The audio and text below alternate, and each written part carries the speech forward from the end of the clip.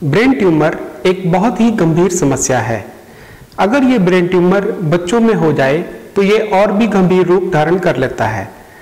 Surgery के बाद अगर ये ब्रेन ट्यूमर जल्द ही वापस आ जाए तो ये बच्चे के लिए तो खतरनाक है ही है।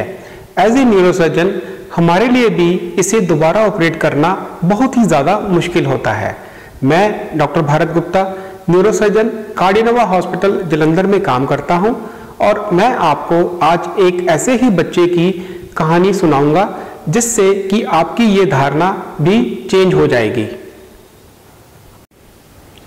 13 साल की एक लड़की लड़खड़ाती हुई मेरी ओपीडी में आई। जब मैंने उसको एग्जामिन किया तो उसकी दोनों आंखों की रोशनी काफ़ी ज़्यादा कम थी और वो बिना सहारे के अच्छे से चल भी नहीं पा रही थी।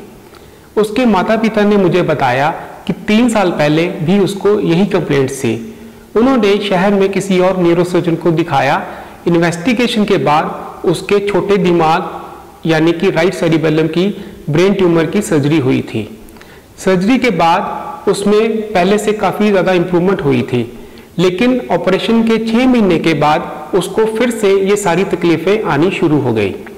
जब मैंने उसका MRI देखा तो मैंने पाया कि उसके राइट सेरिबेलम में बहुत बड़ा ट्यूमर है जो कि ब्रेन स्टेम और दिमाग के बाकी हिस्सों पे काफ़ी ज़्यादा प्रेशर डाल रहा है।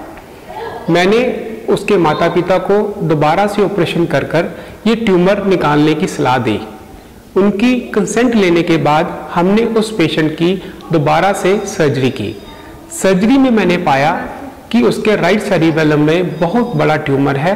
उसमें सॉलिड कंपोनेंट और सिस्टिक कंपोनेंट भी था। हमने 100% उसका ब्रेन ट्यूमर निकाल दिया और ऑपरेशन के बाद उसे 5 दिन के लिए ICU में रखा।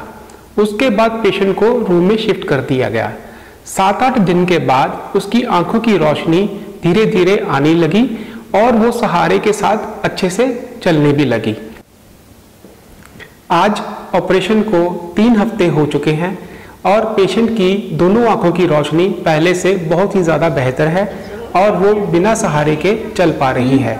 उसकी बायोप्सी रिपोर्ट पाइलोसिस्टिक एस्ट्रोसाइटोमा यानी कि ग्रेड 1 ट्यूमर आया है और ये पेशेंट के लिए बहुत ही एक खुशखबरी है।